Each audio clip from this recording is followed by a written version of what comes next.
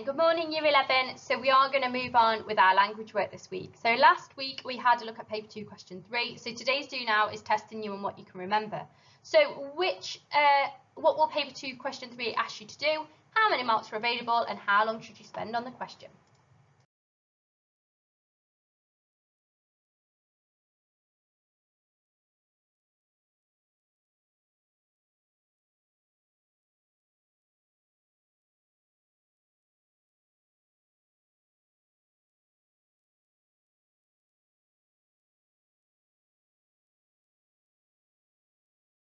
So today we are moving on to paper 2 question 4. Now I will openly admit this is the hardest question across both papers in language, and it does require you to do a lot of things, and it probably is going to seem quite confusing, okay?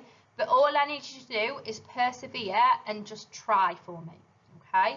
So the first thing it's going to ask you to do is focus on both sources, so it's a comparison question again. It wants you to compare the different or similar ways writers show their perspectives on the topic, okay? It wants you to also talk about the techniques that the writers have used to show their perspectives. So the language analysis that you've done in question 3 is going to feed into this question.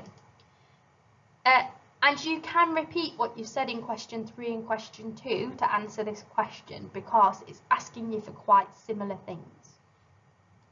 It is also worth 16 marks, so not as many as question 4 on paper 1 obviously, but it is asking for quite a lot for quite a few marks, and also we suggest you spend about 16 to 20 minutes answering it.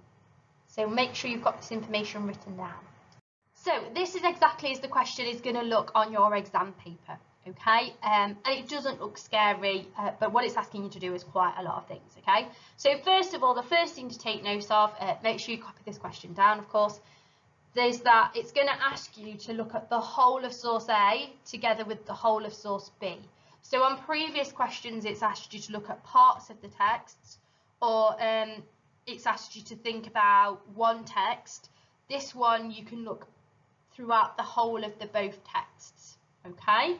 It says, compare how the writers convey their different perspectives on the extreme weather conditions. So you are thinking about how they feel about the weather conditions that they are experiencing, yeah? And I've picked this text because we've obviously studied it before, and you've answered all of the other questions on this text first. That's why we're going to concentrate on this one to start off with. So the first thing it says is compare the writers' different perspectives on the weather conditions. Now, you already did this in question 2 because it asked you to compare the different weather conditions that they faced. So you've already done that. You've already identified what their perspectives are. Is one dangerous? Is one not dangerous? Is one happy? Is one sad? That's all it means. It then asks you to compare the methods the writers used to convey those different perspectives. So again, you've done some of this in question 3 because you've picked out language features, you've explored how they've been used. The problem is you've only done that on one text because the question's only asked you to do that on one text, so then you've got to do it on the second text. Methods, however, is a very vague title. There's lots of things that you can talk about as regards methods. That's what we're going to spend the rest of this lesson having a look at. And then obviously the last step tells you to support your responses with references for both texts. You are still expected to include, obviously, quotations. So the question doesn't seem complicated, but what they expect from you is quite a lot, okay? So I always think the most important part to start, well, the important starting point for this question is to understand the term methods, because obviously that's what they want you to compare. And methods are essentially the devices that the writers use to present their ideas, so to present to you how they feel about their topic. And that can come from all 3 of these sections that are on the board at the moment. So from language, from structure, and from tone. Now, obviously, there's certain levels of understanding within our group, and there's certain things that are going to be easier for you to pick out than others, okay? So what I want you to do is I want you to copy this into your books for me, and I'm going to go through them, and we're going to pick out which ones we think are going to be easiest for you to be able to annotate in your work, okay? So first of all, we have language. Now this should be really easy because obviously we've talked about it a lot previously. So the same as with question 3, at basic level, you can talk about the words they use. So if you think back to source A, you can think about the words like ripping. You can think about the words, you know, blinding, fury. We looked at all of those, didn't we? And we thought about the fact that that presented the idea that the weather was dangerous. So you can just talk about the words.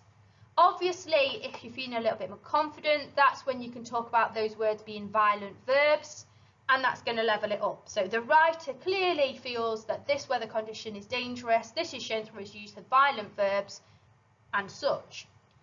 A level up from that is obviously thinking about your similes, your metaphors and your personification and hyperbole. So obviously similes are used in like or as, metaphors used in is, personification bringing something to life, and hyperbole exaggeration.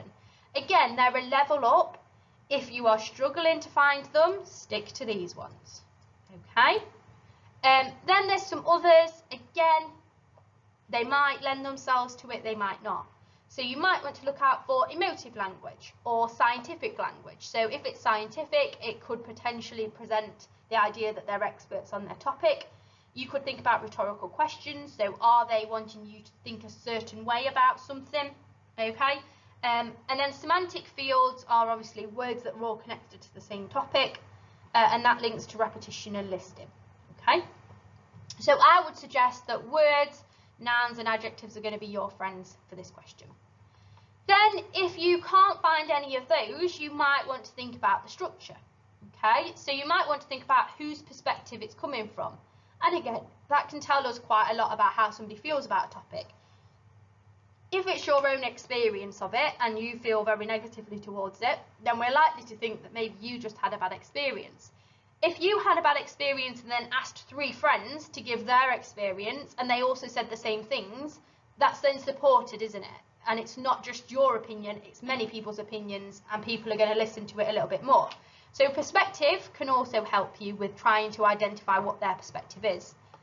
The way that the text has been organised, so how they've spoken about the events that occurred, the voice, so the person who's saying it, different sentence types, so is it simple sentences, lots of compound sentences, lots of complex sentences. Tense, is it written in the past, present or future? Again, that's to do with reliability. So if it's written in the past, somebody might have forgotten some of the important events and therefore it might not be a reliable account. If it's written in the future, it's not happened yet, so again it could be unreliable. The most accurate version of a text is the present, because obviously somebody's writing it as it's happening, and that's going to be the most accurate form, and therefore we can get their true feelings. And obviously testimonies, speeches and interviews, all linking with what I was saying earlier about perspective. If you ask for other people's views on it and they share the same views as you, it reinforces that view. Okay. The last thing you might want to think about, so if you're really struggling, you can't think of any language, you can't think of any structure, you can look for the tone, okay? And the tone can be really easy to find in the titles. So as a last resort, you can talk about the titles. So you might want to think about their level of seriousness or informality. So are they very serious in how they're presenting the topic? So if you think about text A, he's very serious, isn't he? Saying about the fatalities and, you know, death. And the gods of destruction, you know, he's very serious, it has a very formal tone. Whereas if we think about, obviously, London Snow, we think about, obviously, the writer presenting the idea that it was beautiful, and he describes her as looking like a frozen frog. Yeah, and it's not as formal, is it? It's quite informal, and then that makes us feel a little bit more relaxed about the weather that they're experiencing. The same with intensity and drama. So obviously the first source is quite intense, you know, it's very problematic, there's lots of things happening, lots of action, whereas obviously the second text is very kind of low in the dramatics. It's very straightforward what happens. Humour and sarcasm can obviously tell us quite a lot in terms of formality. If there's humour involved, it could suggest that the text is informal. But also that can tell us how somebody's feeling about something. So if I say, oh, nice shoes, obviously I don't mean you've got nice shoes, I mean they're ugly. So sarcasm can be used to present your perspective as well. There might be confusion or worry there, sadness or joy, and then obviously optimistic and pessimistic. So if you're optimistic, it means you look for the best in things. If you're pessimistic, it means that you look for the worst in things. So have you heard the analogy, the glass is half full or half empty? Apparently, if you say it's half empty, you're pessimistic because it means you're always thinking about what's left and not what you've already had. If you say it's half full, then you're thinking about the prospect of what you did have, and obviously that's the idea that you're optimistic.